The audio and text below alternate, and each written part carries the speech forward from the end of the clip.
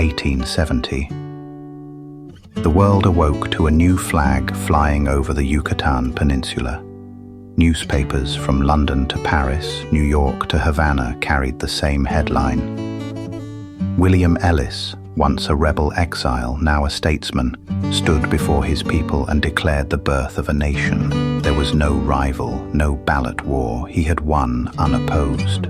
But it was not power he sought, it was validation. The fascination was global. How had the ghosts of the Confederacy carved a new country from the jungles of Mexico? In Washington, President Ulysses S. Grant faced a crumbling peace. Reconstruction was unraveling. The economy buckled under corruption. Indian wars raged in the frontier, and scandal whispered through every corridor of power. And while America turned inward, Ellis looked south and inward, building, not conquering. He formed his government, binding soldier and settler, Mayan and exile under one vision. And the great tribes of the peninsula, through the leadership of Crescencio Put, took their place in the Confederate Assembly. For the first time in its history, the Yucatan was not divided by conquest, but joined by purpose.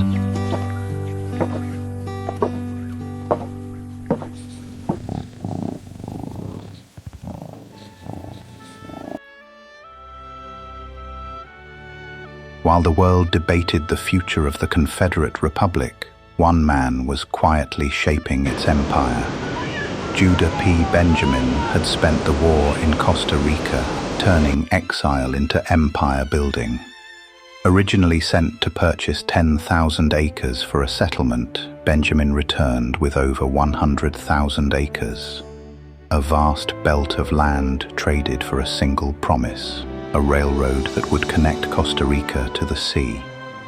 His deal with President Tomás Guardia Gutiérrez transformed the nation's fortunes and the Republic's footprint in Latin America.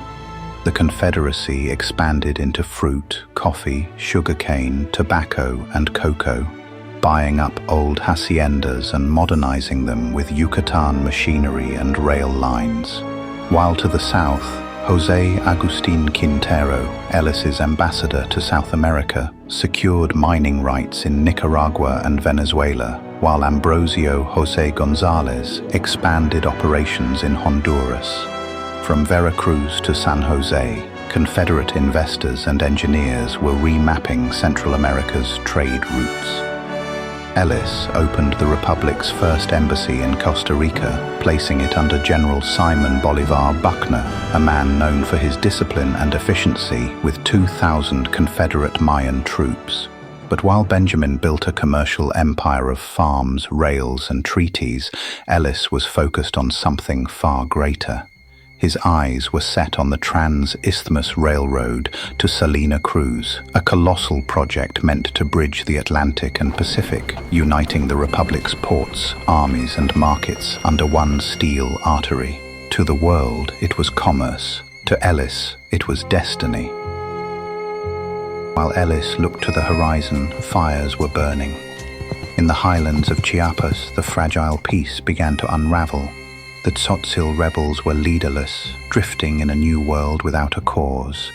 For years they had fought invaders, soldiers, and ghosts of empire, and the killing did not stop. Young men, hardened by a lifetime of violence, were now armed with Confederate rifles. Banditry swept through the mountains and valleys. Border towns became war zones. Freedom had come, but so had chaos. From his new capital in Mérida, Ellis formed his government. The greatest minds and commanders of the old Confederacy were called to build something new, something that would last. He named Judah P. Benjamin his Secretary of State. But for vice president, he turned to the man who had once held that title in America itself, John C. Breckinridge. To Ellis, Breckinridge was more than an advisor. He was a mentor, a father figure. Together, they envisioned a republic tempered by defeat, but reborn in purpose. But peace required strength, and Ellis called upon John Mosby, the grey ghost of Virginia, to form a new elite force, his Army Raiders. They were swift, ruthless, and unrelenting. In the lawless jungles of Chiapas, Mosby's men would fight a different kind of war, one against the very chaos freedom had unleashed. For Ellis, victory had never been the end, it was the beginning. He had promised the great navigator Matthew Fontaine Maury that their new nation would not be ruled by passion or politics, but by reason. And Ellis fulfilled that promise. Maury University was not merely a school, but the heart of the Republic's philosophy. The National Science Council, chaired by Maury himself, became the intellectual spine of the new government. The Republic would be governed by pragmatism and knowledge, an ideal as revolutionary as the war that birthed it. Maury gathered the brightest minds from across the Americas and Europe, astronomers, naturalists, engineers, and physicians, and Maury University became an institution of unmatched prestige, a school of medicine and surgery anchored by a state-of-the-art hospital, a national nursing academy led by the indomitable Sally Tompkins, whose name was already legend among the wounded of 2 wars. Programs in botany, biology, and conservation to study and protect the Yucatan's fragile wilderness. An archaeological institute preserving the ruins that had sheltered their armies. A nautical and naval academy teaching young sailors to chart both seas and stars. Ellis called it the soul of the Republic. As the Republic flourished, shadows crept beneath its light. For centuries, the Yucatan elite had ruled unchallenged, masters of land, labor, and lineage. But Ellis ended that world. The caste system was abolished, debt peonage outlawed, and the great families who once owned men now bowed to law. To the peasants, it was liberation. To the elites, it was betrayal. Their centuries-old power had been shattered by a man they once thought they could control. They had welcomed Ellis with promises of protection from Mayan uprisings, believing his railroads, ships, and army would preserve their privilege. Instead, he united with the very people they had feared. Some among the old families adapted in the new economy Ellis had built. Others dreamed of revenge. Olegario Molina, clever, charismatic, ruthless, he had fought for the liberals during Mexico's civil wars, yet thrived under the very caste order he claimed to despise. Now, stripped of power, he meant to take it back. Molina's rebellion would not begin with rifles, but within Ellis's own creation. He founded the Nationalist Party, a movement of rhetoric and resentment, preaching to those left behind by Ellis's reforms. He whispered to the old caciques of Chiapas, to the disinherited landowners and their hired strongmen, and to the rural tribes isolated from the Republic's new prosperity. His message was poisonous, that the Republic was not theirs, and now a foreigner, an Anglo, ruled them, and that power must be taken back by blood or by ballot.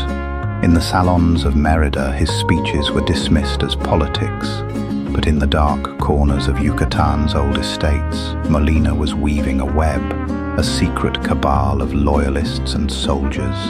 He knew what Ellis had built, and he knew how to destroy it, not with open war, but by striking at its founder.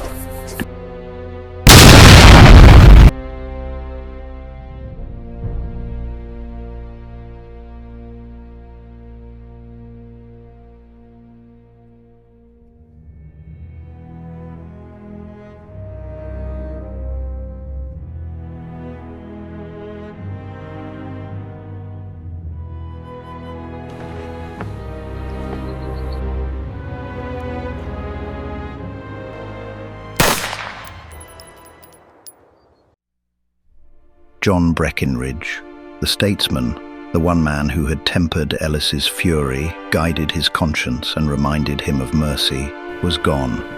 And with him, something in Ellis died too. Grief turned to rage, and rage to purpose. Ellis gathered his most trusted men, Thomas Jordan, John Mosby, and spymaster Henry Thomas Harrison, the silent operative who had once changed the course of wars. Together, the Intelligence and Security Agency, the ISA. But to those who feared it, they were called the Black Circle. They answered to no court, no law, only Ellis. Operating in the shadows, the Black Circle built a network of agents, assassins, and informants. They hunted the conspirators without mercy.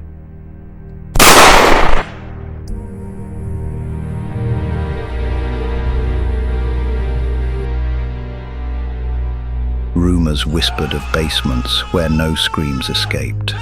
And at the center of it all, Ellis himself.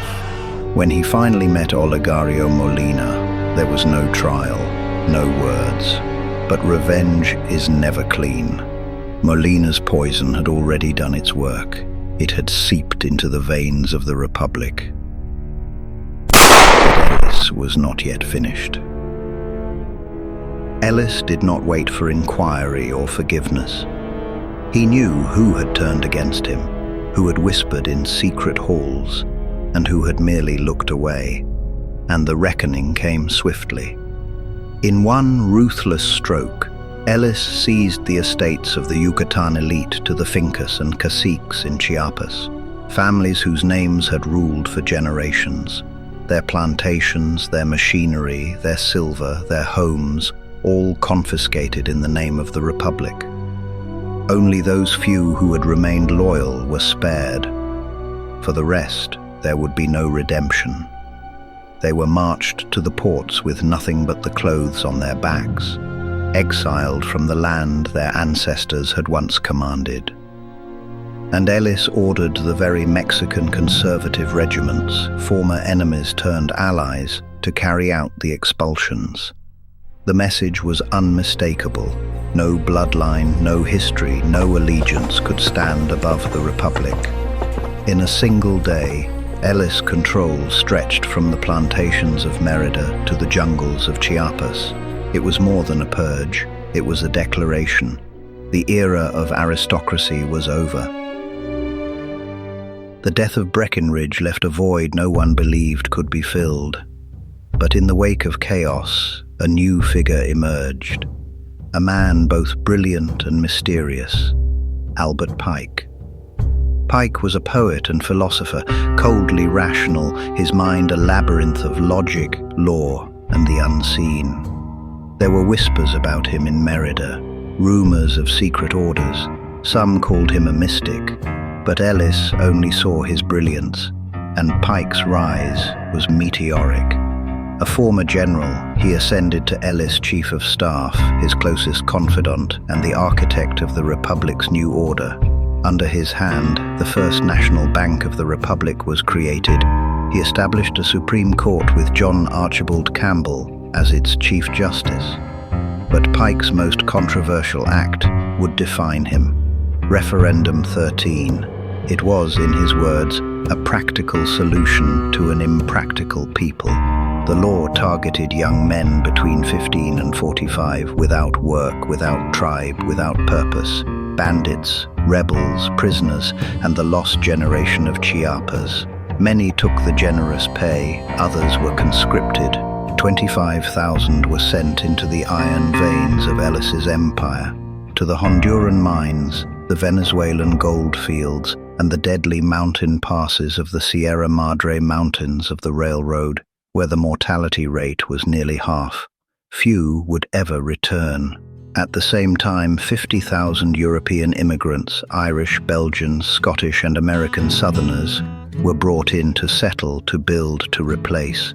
The results were undeniable. Banditry and rebellion all but vanished. The railroad surged forward. Generals Sterling Price, Jubal Early, and Nathan Bedford Forrest enforced the policy with ruthless efficiency. And though historians would call it cruel, the Republic called it progress, and Albert Pike became its guiding light.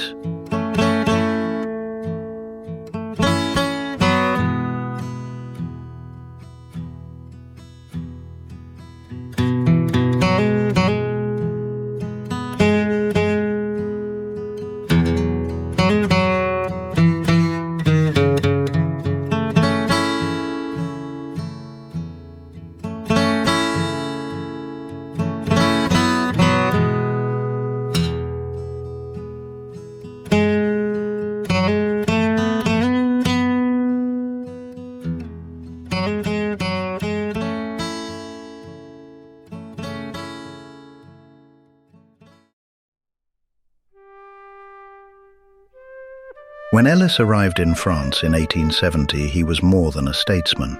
He was a man of myth, spoken of in London drawing rooms and Paris cafes. He was greeted by James Bullock, his diplomat who single-handedly built his navy and acquired the artillery that won his war.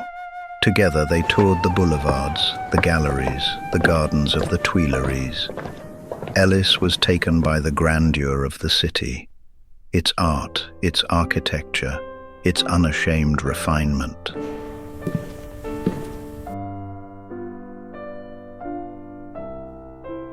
At the Tuileries Palace, Ellis met Emperor Napoleon III and Empress Eugénie. They found him fascinating, an American Caesar. But the Empress had something more personal in mind. She introduced Ellis to her 15-year-old goddaughter, Comtesse Elise de Saint-Clair E. van Steenberge, the daughter of a Belgian financier with deep German banking ties. Ellis was intrigued. Before departing, he promised, "We will see each other again." But France was entering dark waters. The economy trembled, and the Prussians advanced. Yet in their hour of need, Ellis offered gold to fight its short and glorious war. It was a gesture of faith and an investment in destiny. For William Ellis, Paris was not just a city of beauty, it was a mirror reflecting the empire he intended to build.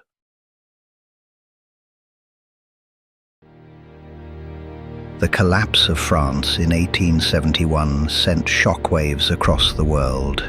From Paris came reports of surrender, riots, and the bloody rise of the Paris Commune by socialists and anarchists. And to Ellis, it was a vision of civilization devouring itself.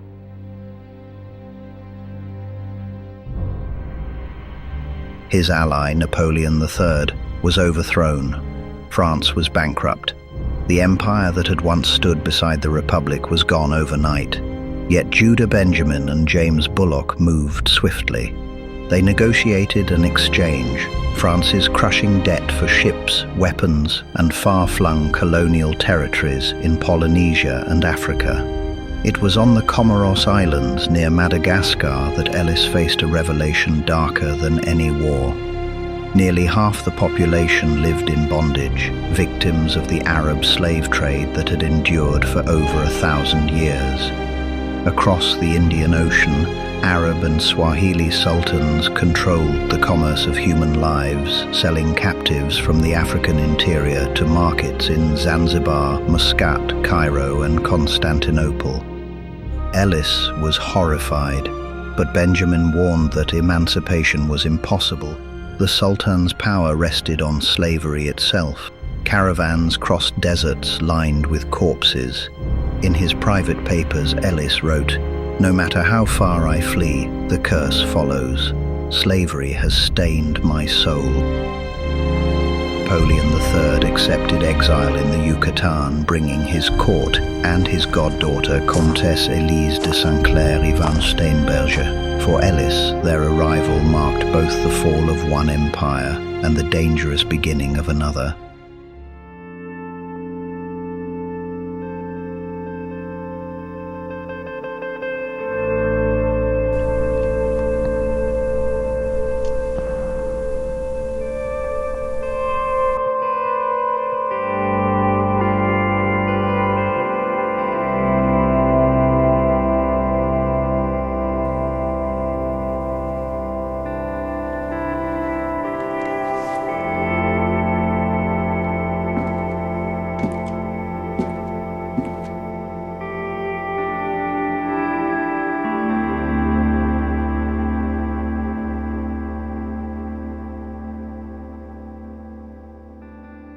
From the jungles and limestone rose marble cities, gas-lit boulevards, fountains, and the proud hum of industry.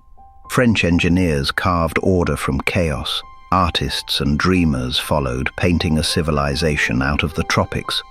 The Confederate Republic had become something else entirely, not a refuge but a rising empire.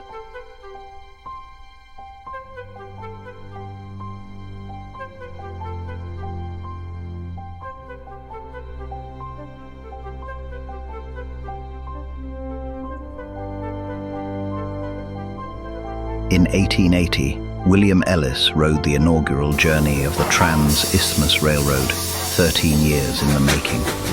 What had once took 3 grueling months by land and sea now took only days. Steel and fire cut a path from Merida to the Pacific at Salina Cruz, a new artery for a new world. From there, Ellis sailed north to La Paz, a city reborn under Santos Benavides. The docks thundered with trade, silver, coffee, henequen, wealth flowing from the heart of the Republic. And then, with Chief Marshal Joe Shelby and his rangers, Ellis rode west across the sands to a lonely outpost near the US border. He stood before the Pacific, named it Los Santos, and said only, "This is where it begins." As Ellis neared the end of his presidency, the dream was not yet complete. From the Caribbean to the Pacific, rails shined under one flag. The Republic had risen from exile and ashes, and Ellis, once a soldier without a country, now looked to the future, and the world would never be the same.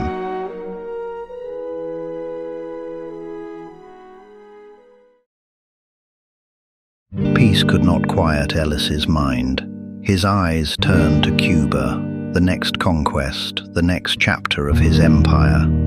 But as he reached for the Caribbean, the ghosts of his past rose to meet him.